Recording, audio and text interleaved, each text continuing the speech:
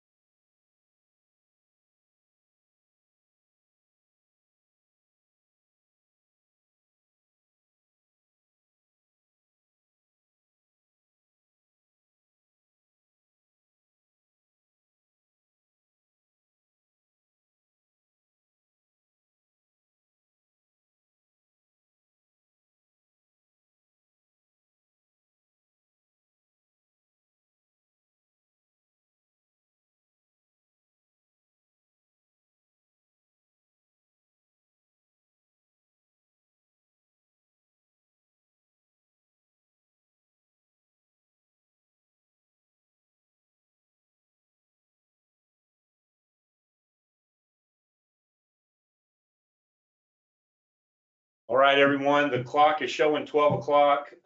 We've got a lot of good information, so we want to get started, be respectful for everyone's time. You will notice we're a little bit different format today. Ben has joined us here. We're maintaining our social distancing 6 feet apart with our hand sanitizer. So I assure you we're being safe, coming to you guys from the England Huntsville office. We're glad you could join us for the ins and outs of leases during COVID. We have gotten this approved for CPE. So if you would like to get CPE credit for this, please mention it in the chat. And Cami Miner, who is assisting us from behind the camera, she will make sure you have everything you need to get credit for the CPE. On that same note, as we're going through, if any questions or concerns come up, please reference them in the chat. We will get to them if we can, time permitted. If we have to follow up, we'll do that as well. But please, we hope to make this interactive and have participation and answer any questions. All right, so I'll give my standard disclaimer that you do have the right seminar, right webinar. I just have an outdated headshot, but it is me here speaking. Hopefully we have some return people that attended the first two parts of our guest speaker series, but if we have any new participants, I am a partner at England, Reichman Armstrong. We have offices in Huntsville and Pensacola, Florida, although we serve clients all over the US. I'm one of the leaders in our government contracting practice, focusing on providing CFO services and other specialized consulting services to government contractors. Our firm does have practices for both A&A, so audit services, and obviously being a CPA firm, we have extensive tax services as well. So we're glad to have everyone on here and very excited for our guest speaker. I want to introduce everyone to Ben Hutton. Ben's with Bradley, who has always been a great partner for us. We've always been able to reach out to them for advice and guidance when it delves into the legal realm. We have many mutual clients who we service together, and we're very grateful for our relationship with them, and certainly glad to have Ben here. Ben, you want to tell a little bit about your practice area? Yeah, thank you, Brandon. Again, my name is Ben Hutton. I'm a partner at Bradley. We're a regional firm throughout the Southeast. I am a member of our real estate practice group, and that's pretty much mostly what I do is commercial real estate. It's kind of a varied practice, and have been doing it for the better part of 20 years. And within that, I do a lot of leasing work, both for landlords and tenants. So hopefully that makes me somewhat qualified to talk about this topic. So excited to be here, and thank you very much. Absolutely. Glad to have you. And we both had to take off our blue jeans and dress nice since we've got our different format here. So we've got our nice pants on. So Ben, what's going on with you guys? I guess all this started, you know, the COVID and the lockdown back in and the quarantine back in March. What are you seeing at the offices of Bradley? You guys have offices all over, like you said. Mm-hmm. What are you guys seeing? So we've got about 8 offices throughout the Southeast. And as far as our workforce is concerned, it's kind of varied throughout the various offices. And it really depends on how big of a metro area it seems. It seems to me like to what extent our workforce is coming in the office depends on how big of a metro area you're located in. So for example, our Huntsville, our occupancy rates, well, let me back up for a second. We took a poll back in October, an internal poll about, you know, how often are people coming in on a regular basis. And then it kind of varied. At the top end was 48% of our workforce. I was actually here in our Huntsville office. And then down to some of our larger markets, we've got an office in DC and an office in Dallas. They were the lowest at 13 and 14% respectively. So it kind of varies in that range. And like I said, I guess it depends on, you know, how big a city you're in, and, you know, maybe somewhat to the personality of your particular office. But I personally think our Huntsville office is probably higher than the 48% now, and will continue to grow as time progresses. But that's where things stand right now. You know, that's pretty similar to what we've been dealing with. I guess, you know, we never totally shut down, although it did get pretty light here for our occupancy. We had the front desk open. We had several people coming in, you know, throughout the whole pandemic. As we kind of moved further through this and understand social distancing and masks and those type things, we do have more people coming in. And I'd say at any given time, this is just estimating, we're probably at 60 to 70% folks in. Our biggest issue a lot of times is people with children. There's a little bit of uncertainty with the schools and trying to figure out, you know, is mom or dad watching the child, you know, if they're home for whatever reason. And so, you know, that's been our biggest kind of variable. And much like you, I think different offices have different personalities. Our Pensacola office probably maintain a little bit higher occupancy than the Huntsville office, but, you know, I think we were able to pivot pretty well. You know, we've been set up to be mobile and agile, and we have go on client sites and things like that. And so most of our, pretty much everyone had the ability to start working from home with no interruption in what they see. We have tried to limit our visits to client offices somewhat if we can do it. Are you guys seeing the same thing? Likewise, in going in both directions, limiting our visits to client offices, and then trying to limit clients from visiting our office, which personally, that's been an adjustment for me, because I don't know, I like to do as much face-to-face time as I can. We're in a relationship business, and sometimes in the real estate world, particularly, you have closings, which even pre-COVID, that was less face-to-face and more remote, but still there's a fair amount of face-to-face contact. And that's been a bit of an adjustment for my practice, I'll say that. But yeah, you're right. We've been discouraging, you know, that kind of activity. Sure. And, you know, I anticipate that'll continue, but much like you, I mean, part of the reasons we're in the professional services we are is because we like interacting with our clients. We like talking to them, figuring out what's going on with them. Right. So hopefully we get some normalcy on that. I did pull a few things from national trends just to kind of give everybody an idea, because I know we have some people probably in our, you know, Huntsville market, some people in Florida. I know if prior webinars are any indication. And so pulled a few things. The Bureau of Labor and Statistics told us that approximately 4.7 million people, or 3.4% of the workforce, worked remotely before COVID-19. Now that's total workforce, right? And so, you know, Ben and I were talking earlier, you know, police officers can't work remote under any circumstance, right? And so a little bit skewed from that, but, you know, that kind of gives you a good baseline, I think, for what we're looking at. Gartner Inc., who performs a number of surveys and inquiries to companies, has said that approximately 88% of organizations that have the ability to have encouraged work from home after COVID-19. So maybe not quite make it a requirement, but say, hey, all things being equal, you know, if you can, maybe it's a good idea to work from home. We want to keep outbreaks from happening, those kind of things. A lot of the more formalized surveys of this are lagging indicators. So, you know, for example, the BLS statistics that I cited earlier came out in, I think, February of 20, really more reflection of 19. So I think you'll see statistics of how this is playing out. But Global Workplace Analytics is another kind of surveying company.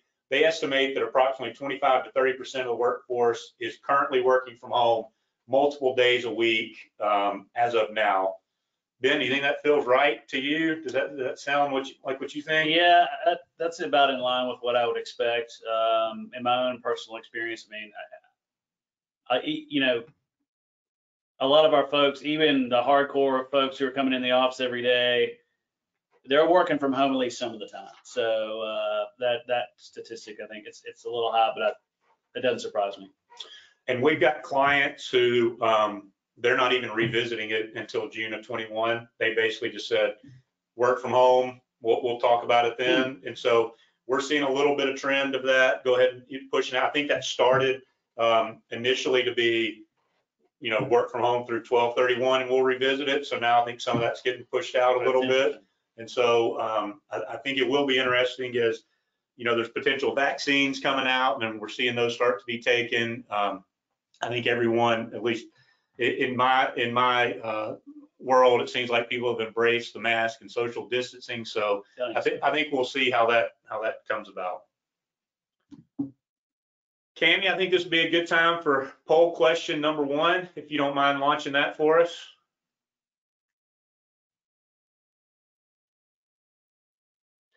So trying to get a feel for, you know, are you guys kind of agreeing with some of these national stats? You know, Ben and I had some anecdotal kind of talks about it, but really curious where you guys are coming from on this. I'll give you guys a couple moments to go ahead and take advantage of the poll. If you could answer that question for us, and we'll close it down in just a moment.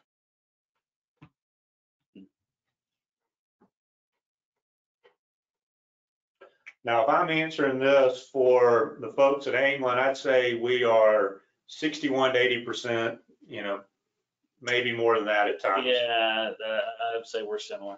Okay, and it looks like the majority of our participants are there as well. So it looks like everyone on the line has at least some people coming into the office, and it looks like we've got a few people who, you know, their whole workforce is coming to the office all the time. So, all right. Thank you for that, Cammie. All right, so Ben, when we're, you know, kind of thinking about leases and how this COVID affects leases, you know, as you and I have talked, and we've got a lot of government contractors on the line, there hasn't been a ton of delays in their work yet, because a lot of times the government budget is spent well ahead of time. And so, you know, current work was in the prior year fiscal budget being spent, and work for next year was in, you know, the budget that's coming out now. And so this may be more out in the future, but, you know, as we have these clients and they come to us with questions, or your clients come to you and they say, you know, hey, I got this lease, I'm trying to figure out what to do, I don't know what my workforce is going to look like, you know, what should they be thinking about in those terms? Yeah, so we've had several clients come to us in the past, you know, in connection with COVID. And they're like, look, you know, I'm not able to operate my business effectively, or maybe even at all in the COVID environment. You know, I'd like to get out of my lease. You know, what are my options? And so when we have clients like that come to us, we ask for a copy of the lease, and we kind of zero in on a provision called the force majeure clause. And what that clause does is, if there is some big event that's outside the control of the landlord or the tenant, usually it's a natural disaster or a strike or a war or something, the intent of that clause is to say, look, we're going to temporarily suspend your obligations under the lease. Now, I will say this, in connection with COVID, we found that with tenants, it was not that helpful because it didn't do two things. One is it's only a temporary cessation of your obligation. So it's not a termination of the lease. It doesn't get you out of the lease completely. And then number two is if it's drafted toward, slanted towards the landlord, and usually leases are, it did not affect your monetary obligations under the lease. So even though there's a pandemic going on, even though there might be some strike or war, what have you, hurricane, whatever it may be, you still have to pay your rent. So that provision wasn't that helpful. That provision really is designed to address things like, construction obligations. Let's say you have to finish out your space within a certain period of time. You've got a deadline, but there's some event, and as such, you can't get certain construction materials. Then you can extend, that clause would operate to extend the deadline further out. So that's what that clause is designed to do. In other words, we didn't find it that help. When tenants came to us, they're like, I've got this force majeure clause. Surely I can get out of my lease, and that's really often not the case. So let me ask you a question. I know a few years back when H1N1 I think was a thing, a lot of the insurance carriers, they started putting specific provisions in policies referencing pandemics and those type things. Can you see a future where leases have specific pandemic related clauses in it? I will say I'm sure there are leases being written right now where the force majeure clause includes a pandemic or some other public health crises. But I don't see the fundamental intent of that provision changing. I think if you are very concerned about that type of thing, like COVID-22, whatever it may be. Don't scare everybody on the line. We don't know anything. I know. Then you probably need to, and we'll discuss this in a minute, pre-negotiate, when you enter into your lease, negotiate some sort of termination right in connection with that particular event. So those are my thoughts on that. I don't feel like I don't think you're gonna see just as a part of standard leases. Yeah, if there's a COVID-like event, you get out of your lease. Right. That's probably not gonna change. Okay, all right.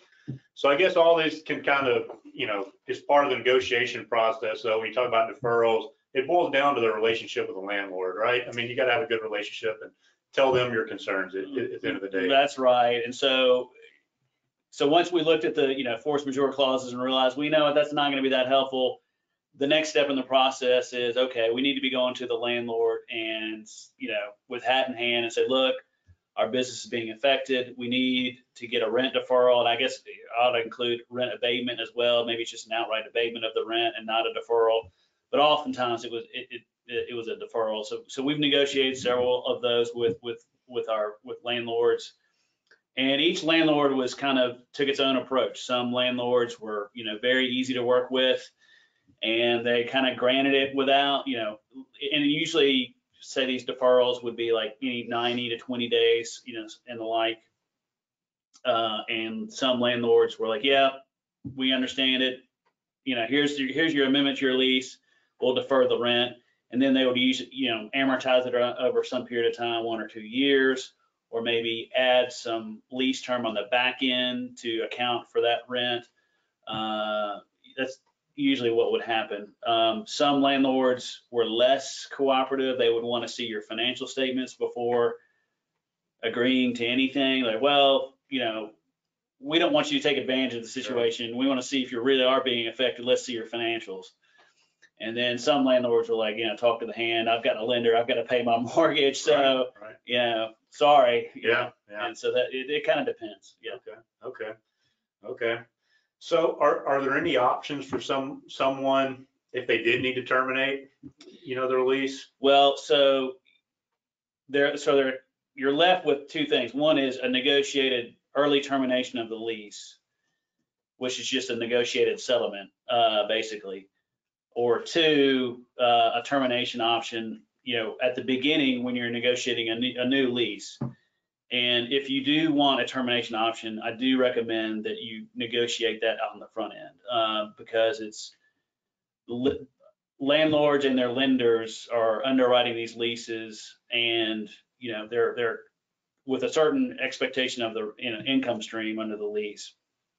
And so, although landlords don't love them, you need to, you can negotiate a termination option. Everything's for sale for a price, right? So you can negotiate termination options even though they don't love them. Usually it's a one-time right. So let's say you've got a 10-year lease and you've got a right to terminate in year 5. Okay, so that's effectively taking your 10-year lease and turning it into 2 5-year leases. And that's why landlords really don't love them, because from an underwriting perspective, it's a 5-year lease and not a 10-year. But that said, they grant them, and it's usually not an ongoing right. It's like if you had an ongoing right to terminate, you're effectively basically a month-to-month tenant, and that's not going to happen. So it's usually a one-time right. And when you're negotiating these things, again, ideally at the front end of the lease, when you're doing letter of intent or term sheet or what have you. And the 2 big points in negotiating termination options are, one is the notice period. How far in advance notice are you going to have to give? That depends on how much space you have and how specialized your space is. In other words, how hard is it going to be for a landlord to backfill that space once you leave? So for example, if you've got if you're a 5,000 square foot tenant and it's just fungible office space, your notice period may not be very long. If you got 100,000 square feet and you've got a skiff in there, then that's going to be more difficult maybe, and you might need a longer term notice. So what I typically see is anywhere from 90 days, maybe on the short end, to as long as 270 or 360 on the long end. So that's the notice. The other big ticket item when negotiating termination options is the termination fee. And so when a landlord enters into a lease with you, it's got certain transaction costs. So let's say they might spend some money on giving you a tenant improvement allowance, or maybe they build out the space for you. They've incurred costs associated with that. They also may have to pay leasing commissions to your broker or to its broker in connection with the lease. And so to continue with our 10-year lease example, it is the landlord taking those costs and amortizing those over the life of the lease. So, over 10 years. But if you've got a termination option in year 5, then then your termination fee is going to be the unamortized portion of those costs. And then in addition to that, your termination fee may also include some component of rent that the landlord may want to recover. So those are the 2 big ticket items when talking about termination options. We've seen some government contractors that are clients of ours. They come to us where they have some issues in that. So I think that termination option is interesting, where maybe they've got a big contract and they need space for 100 people, and like I said, it's a 5-year contract. They enter into a 10-year lease. Maybe they don't win that follow-up work. All of a sudden they're going, man, I got all this space, that, and like I said, that rent payment's not going anywhere. And so it's interesting to have those options. Is something to think about when these contractors or clients in other industries think about scaling this, to think, once I scale it, I basically, unless I've got a termination, I've scaled it for the whole life of that lease. That's right. That's right. Yes, we've had a situation where we had a government contracting client. Unfortunately, we negotiated this on the front end. We were negotiating a lease. They said, they came to me and said, hey, Ben, we've got, and I think it was a 7-year lease in this case. They said, look, we've got 2 government contracts that, expire or up for rebid, in year 4 of this lease. So we kind of need to negotiate a termination out. We want an out at that period of time. And so we negotiated with the landlord.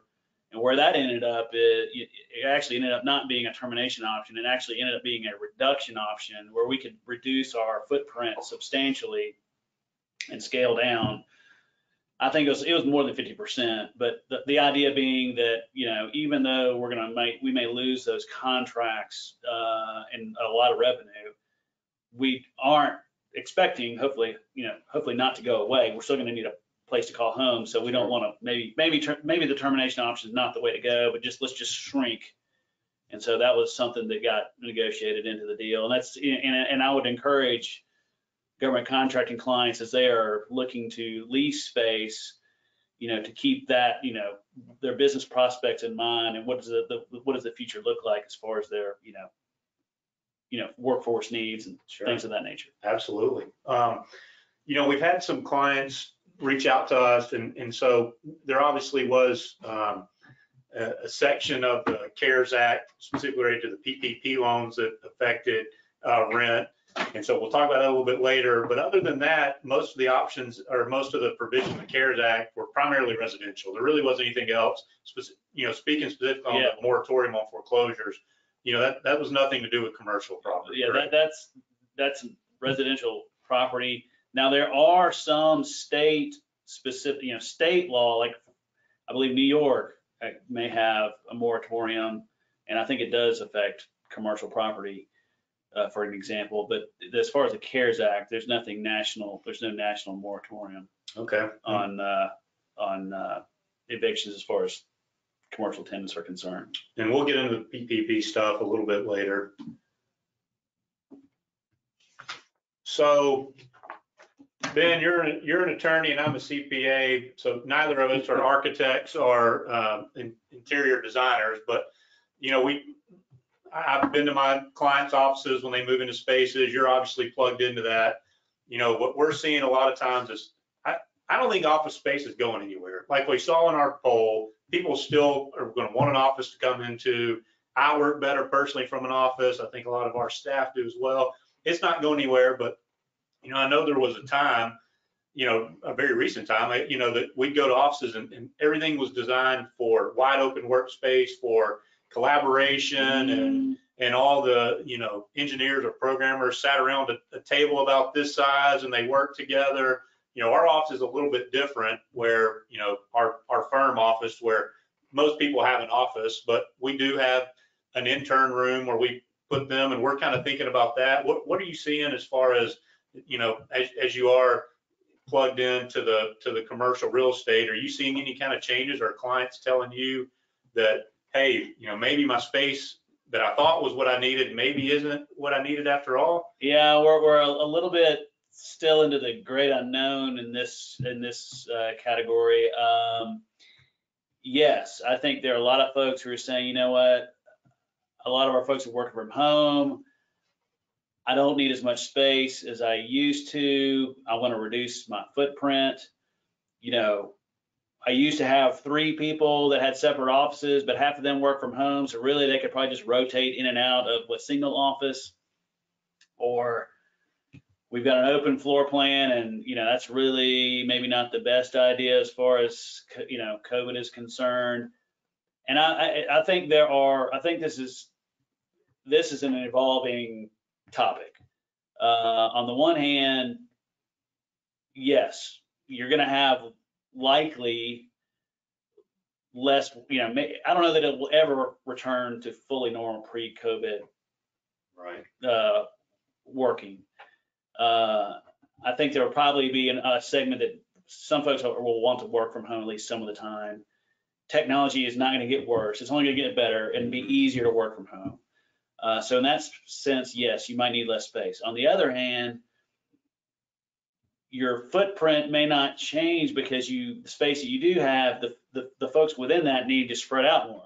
Right. And so on a net, your space may not change. As far as what that space looks like, I can certainly envision, maybe less open spaces, or if there are, like the big open floor plan with, 50 people in all in one room, they're certainly going to have to be spaced out more, I would imagine, in the future. I think architects are working on how to do that. And then I don't know if we'll see the return of the cubicle with dividers. Who knows? But Right. we'll see. Maybe the plastic shields. Yeah, you're right. Separate everyone. Yeah, I think I agree with you. It's still unknown. And, we have on the slide here for government contractors, but this is really kind of across all industries in a professional setting, I think, with offices. And then in other settings too, you think about manufacturers who, they're maybe on the line. What are they going to do? How are they going to spread people out? So I agree. There's going to be interesting times. Architects and those, professionals who design those type things are going to get creative, and I'm sure there will be solutions. So yeah, we'll have to see that evolve. I will say that this topic hits close to home because our lease for our office space here in Huntsville is up for renewal in like a little over a year. So we are having to address this pretty much now. And I think what will likely happen is we're probably going to kick the can down the road. We're probably going to renew what we have, and then for 2 or 3 years, and kind of just push that off and kind of just see how all this shakes out. If I had to guess, that's of course some of my partners may differ, but that's Ben Hutton speaking.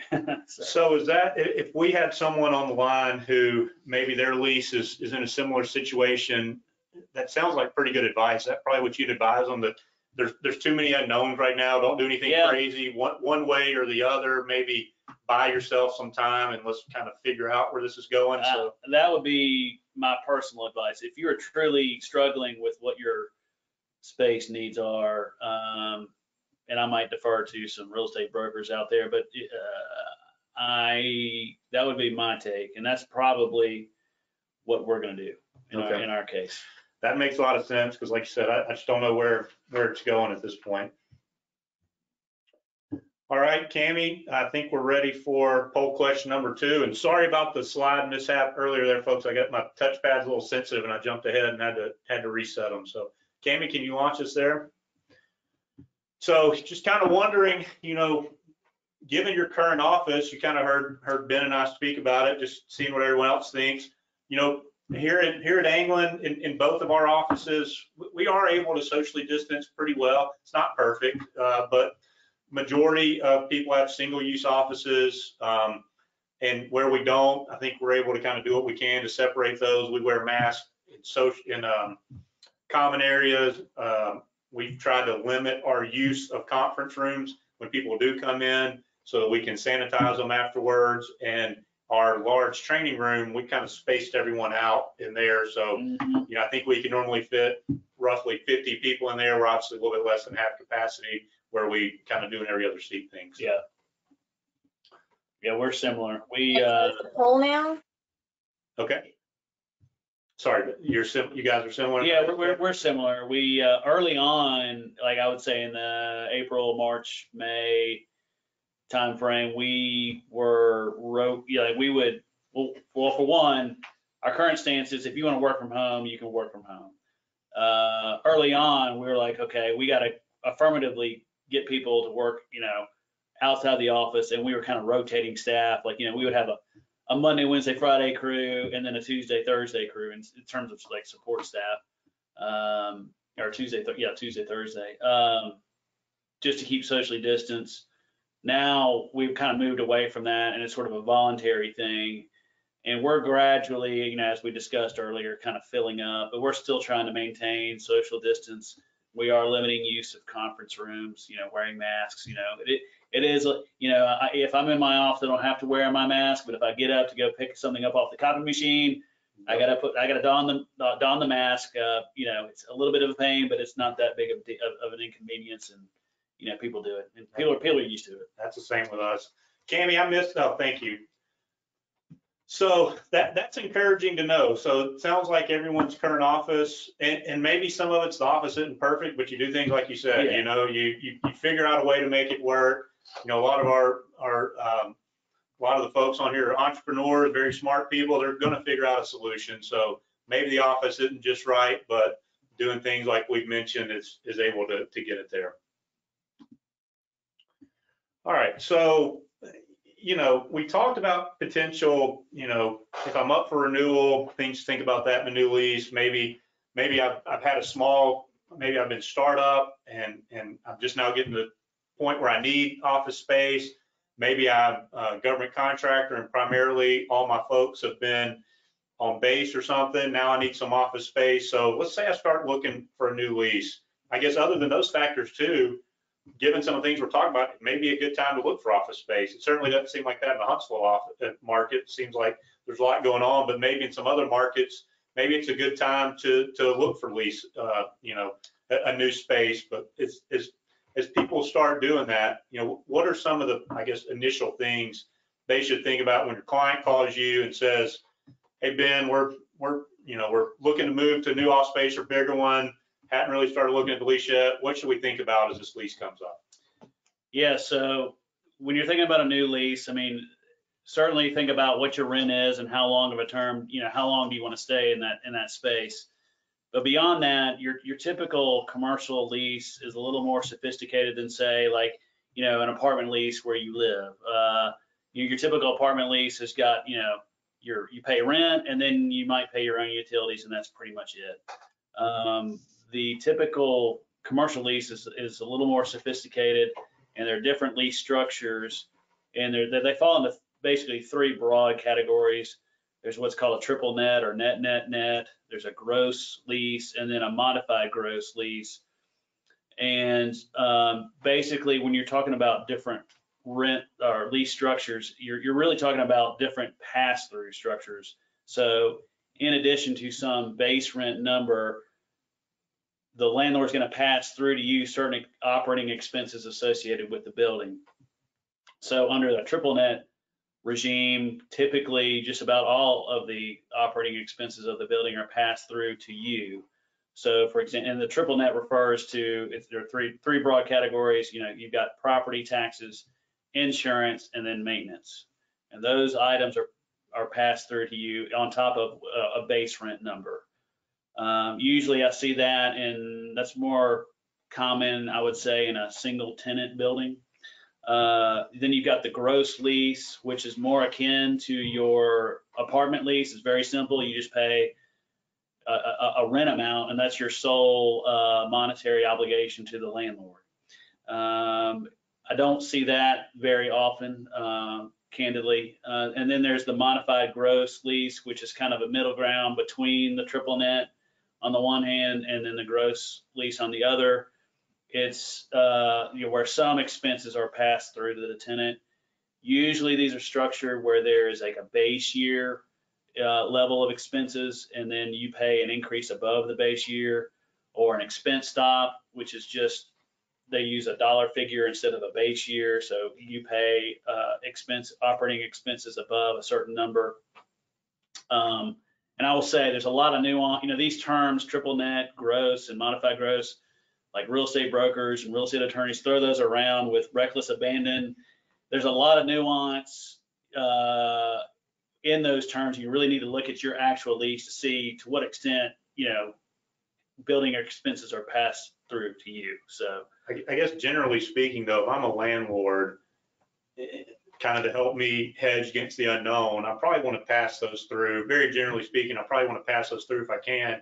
Where if I'm a tenant and maybe, I'm a government contractor working on provisional rates, I've got a budget, very competitive rates, kind of want to lock that in as much as I can probably and not have that variable, again, generally speaking. That's right. So triple net is usually more landlord friendly. The landlord is removing risk of some of those very, building expenses that can vary or increase. So for example, property taxes and insurance, those numbers rarely go down. So usually it is more tenant friendly. On the other hand, triple net or modified gross leases where expenses are being passed through to you there are some benefits to the tenant. There's more transparency in what the actual building expenses are versus what you're being charged for that, for example, as opposed to, say, a gross lease where you're paying a top line number, and out of that number, the landlord is paying its own expenses.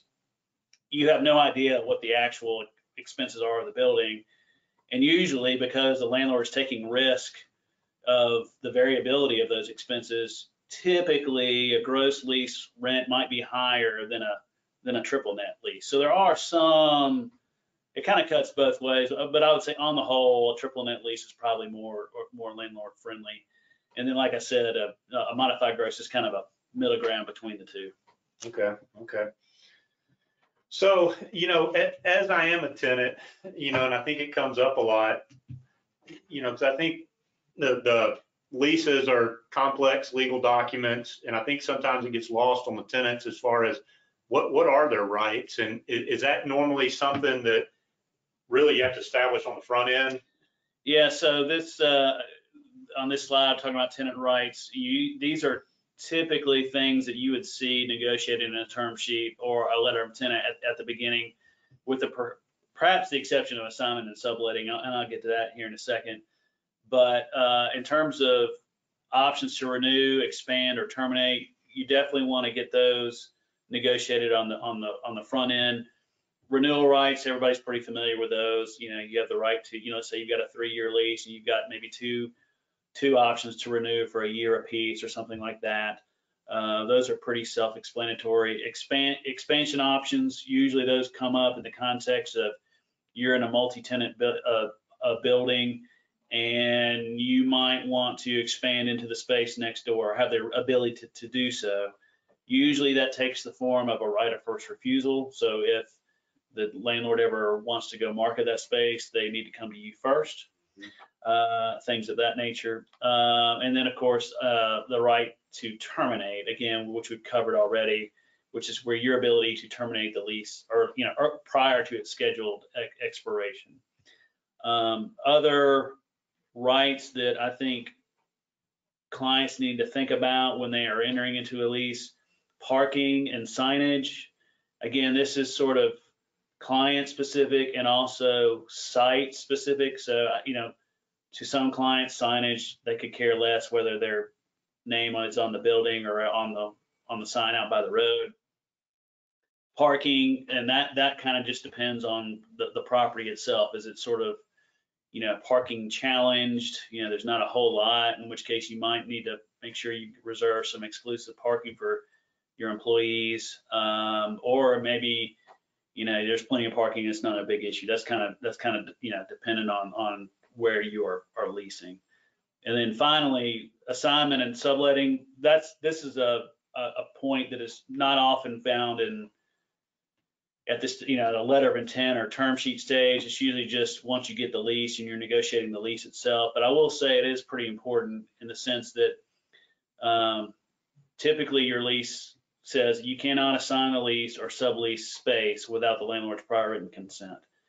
And so we try, and when I'm representing tenants, I try to loosen that language up a little bit so that, like, if a client might want to assign the lease to an affiliated entity, like another LLC or corporation, maybe a subsidiary, it can do that without having to get the consent of the landlord. Or if they are thinking about, while negotiating the lease on the front end, do they have, in 5 years out, I might be selling my business. And so you want to have the ability to assign the lease to the new entity without having the landlord to consent. So you don't want the landlord consent to, put a stick in the spokes of your merger acquisition down the road. Sure. So that's something to think about when you're entering into a new lease. Yeah. Definitely. So what from a financial standpoint, it's not a loan, but really getting a lease has a lot of characteristics of getting a loan, It does. Right? So they should basically expect a similar process as far as what they'll provide to the landlord. Typically, yes. If I'm a landlord and I'm going to want to see financials, unless, of course, you're, some big, I don't know, Northrop Grumman or Lockheed Martin or what have you. Some tenants, the name alone, you're fine. Right. But if I'm got some startup government contracting business that's been around for 6 months or a year, the landlord is going to want to see financials, and then based on that, there's a very good likelihood I'm going to have to put up some sort of security deposit, some sort of credit enhancement. Usually that takes in the form of cash. If it's a big security deposit and let's say I'm taking out a lot of space and so there's going to be a big security deposit, I may consider going out and get a letter of credit instead of having, $100,000 on deposit with the landlord and just sitting in the landlord's account for 5-10 years. So that's the consideration. And then finally, the lease guarantee. Yeah, I mean, if smaller companies, a landlord might want a lease guarantee from one or more of the principals of the tenant. One other thing to consider when discussing these with your landlord at the negotiation stage is the possibility that maybe the security deposit and or the guarantee might burn off over a period of time. So like, hey, if 3 years into this lease, I've demonstrated that I pay rent on time like clockwork, maybe my security deposit and or my guarantee can burn off, or at least be reduced over time. So that's another thing to think about. Absolutely. So, you brought up subleasing, subletting the property. Should a company come into a situation where they have more space than they need, you mentioned some of the concerns. This has got to be more than a handshake agreement, right? I mean, this has got to be a very formalized process. Is there anything they should be thinking about as they essentially switch to somewhat of a middleman between the landlord? Yeah, I will say I'm not real fond of subleases from a legal perspective. I mean, I realize that it's part of reality. Subleases occur all the time. From a legal perspective, it's a little complex because your subtenant is not in a direct relationship, contractual relationship with your landlord. You are, as the tenant, like the middleman, as you mentioned. So my landlord is looking to me to make sure that my subtenant complies with my lease. So that therein lies some monitoring obligations on me. Now, usually it's not that big a deal, especially if it's a partial sublease where I am maybe also leasing space next door and I'm kind of there and I kind of know what's going on. If it's a full sublease and I'm vacant and I'm out of there, again, the risk may be low, but are they dumping nuclear waste in the parking lot and for which I'm liable? Sure. Vis-a-vis my landlord. On the other end of the spectrum, your tenant has no recourse or has no ability to make the landlord do things like fix the roof. It has to go through you. So you, from a contractual standpoint, I realize as a practical matter, they might talk with the landlord, but from a legal standpoint, the subtenant has no rights vis-a-vis the landlord. So if they want the roof fixed, technically speaking, they need to be going through you, and you don't really have any control over the landlord. Sure. So that it's a little bit, it gets sticky. Sublease documents can get a little complicated, and for that reason, all things being equal, I would almost prefer, if we're doing a sublease situation, I almost prefer that the subtenant let's just reduce our space. Let's let the subtenant go direct with the landlord and be another tenant directly with the landlord. Now I realize sometimes or a lot of times that doesn't happen. And maybe because you're paying a low rent rate, you can actually get a better rent rate from your subtenant and maybe make a little money. Yeah, that offset your rent. It doesn't happen that often, but sometimes it does. So, but yeah, those things to think about. Yeah. All right. Well, let's shift gears a little bit. We talked a lot about leasing. Let's say somebody wants to go down the road of purchasing. We always see clients set up a separate entity. Not always, but I think it's generally recommended. What are some of the reasons why you would want a separate entity other than your primary business should you decide to hold some real estate? Yeah, first and foremost, would be liability protection. If somebody, particularly with a building that's open to the public where you've got, people coming and going, even aside from your own employees, if somebody slips and falls, any enterprising plaintiff's attorney is going to sue, everybody under the sun, including you. And so if you form an entity, generally speaking, that is a good liability shield against your personal assets. And that concept is alive and well in Alabama and elsewhere, Florida, et cetera. So for that, I would say that's the main reason. The other reason would be, of course, if you've got multiple investors, forming an entity is the natural vehicle to make that happen in terms of acquiring a new property. So Okay. And typically, I guess from what we see with our clients, that's mostly an LLC. There are some reasons that makes sense from a tax perspective. I guess the two vehicles would be the most popular would probably be an LLC or an S corp. S corps don't make a lot of sense because there's a couple of issues. One, you're supposed to take salary commensurate with your position in an S corp. The other is the way they are dissolved at the end, where with an S corp, it's essentially stock coming out, or an LLC, it's the property, you lose some step up basis. So LLC is what we're going to see most of the time, I think, from our clients on those issues. All right, Cammie, how about we launch poll question number 3?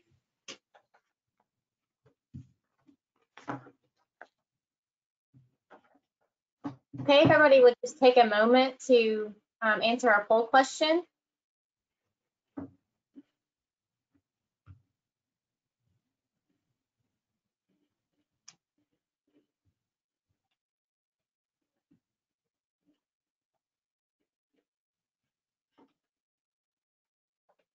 All right, we'll give just another moment and then I'll close the poll down.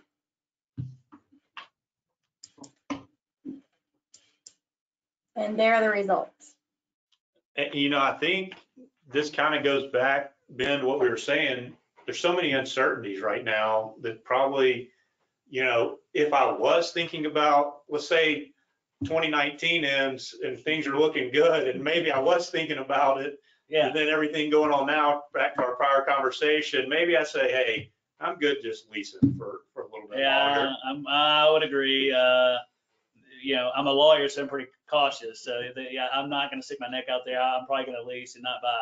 That said, interest rates are incredibly low. So Right. if you're interested in buying, now would be the time to jump on a good interest rate. I'll say that. All right, so let's kind of think about this real estate from a government contractor standpoint a little bit. You know, the FAR gives us some guidance on, you know, like everything else in our world of government contracting, we have a unique set of rules and regulations that we have to follow.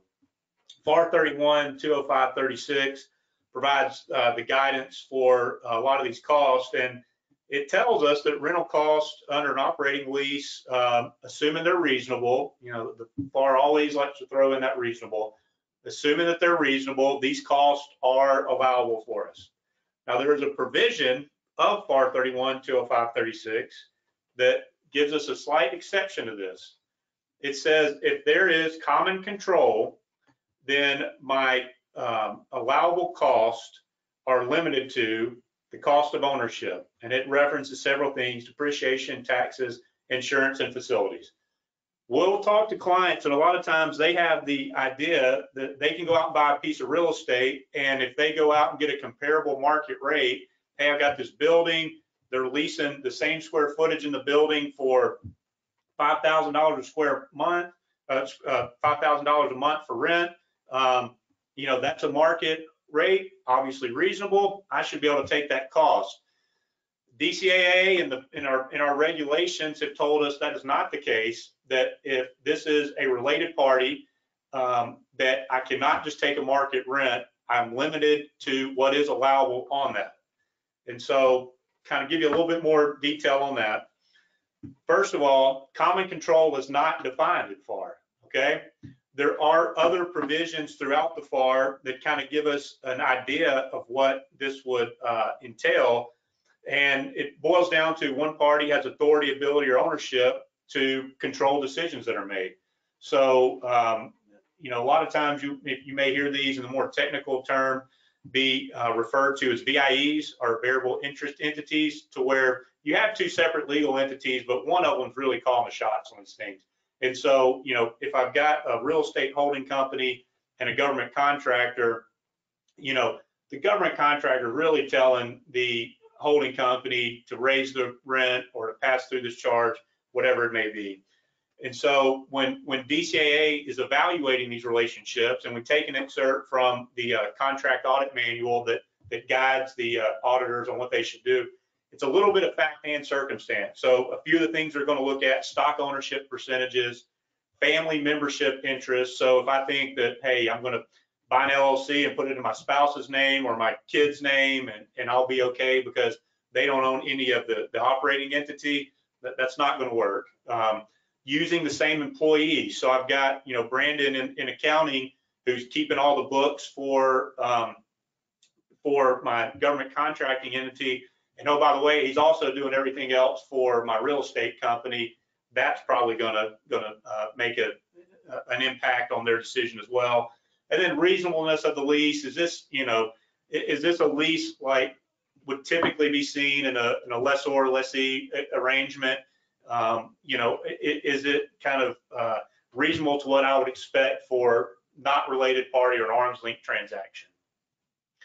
Now, there are several factors that go into this cost of ownership. Depreciation, taxes, insurance, costs of money, and maintenance are specifically identified. And so have a kind of a sample worksheet here that we work through with clients to basically just kind of give you an idea of what this looks like. So I've got just some made up numbers here, but you know, building and some land that is purchased with the intent of leasing it back to an operating entity.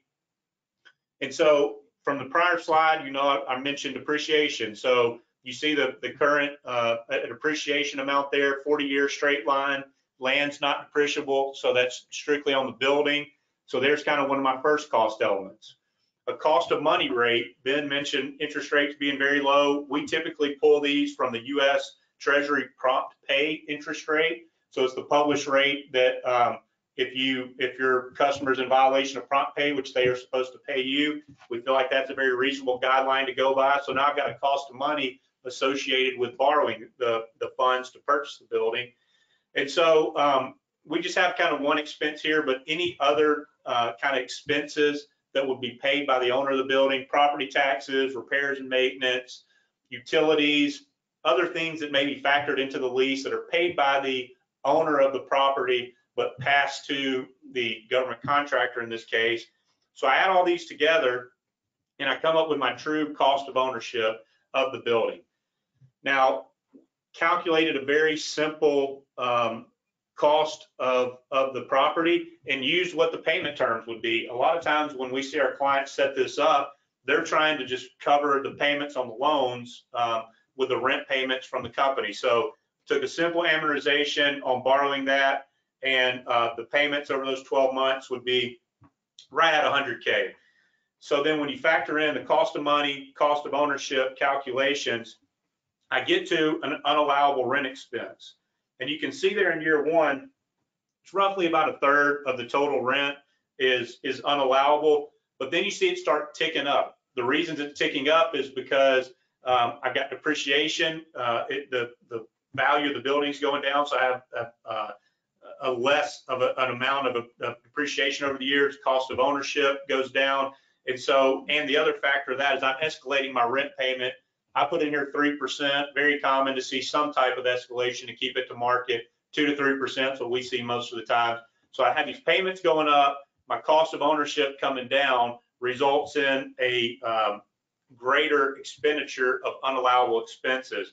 So a little 5-year comparison if people are just trying to get a general idea. And again, this is just kind of an example we came up with. Each real estate transaction is unique in its own merit, but you're basically looking at, of my rent payments, I've got roughly half of it going to unallowable, half of it as an allowable expense. So with that said, what are some strategies I can maybe do to kind of make this a little more favorable in my financial position?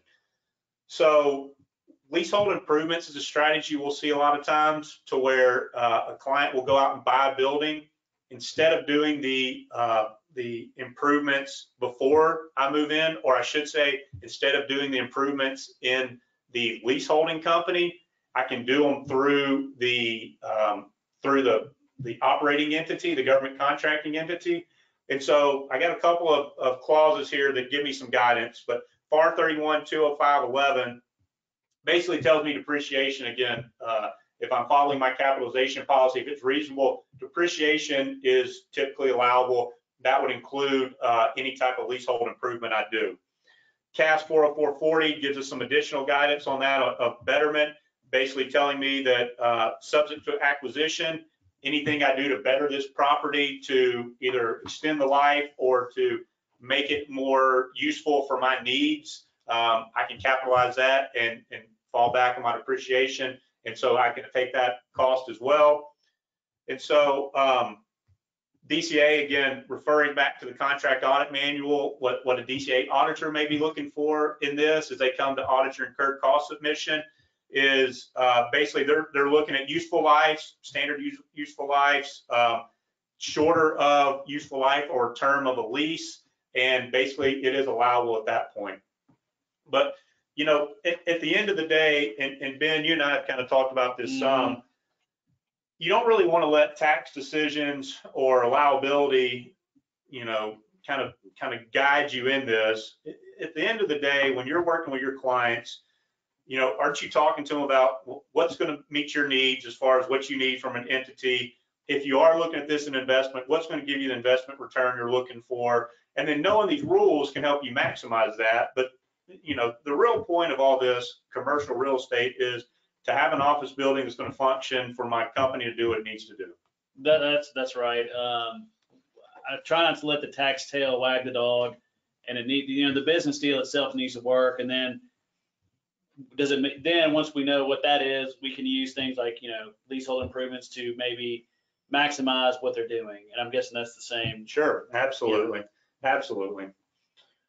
We're running low on time. Very quickly, just wanted to kind of talk. We mentioned PPP earlier. Part of the initial payroll protection program, which came out of the CARES Act, excuse me, told us that business rent or lease payments occurred during our covered period were an allowable expense for forgiveness. You know, with the extension of the covered period from 8 weeks to 24 weeks, a lot of our clients are able to cover all the costs from their PPP loan with labor. But we did want to bring it up here in this case because any government contractors on here do need to think about FAR 31 201-1 composition of total cost, which tells us that if I do receive a credit from the government or a rebate or some other essentially reduction of expenses, if I have a flexibly priced contract, so think cost plus contracts, think the flexibly priced piece of a T&M contract, the government does expect some type of credit for that. So if I have a lease payment that I'm seeking forgiveness for through my PPP loan, and I offset my annual rent expense by those 2 months, 3 months, however many I need to achieve full forgiveness, and I get a reduction of that rent cost, that does need to be reflected in my indirect rates as I am placing burden on them for billing on the cost reimbursable contracts.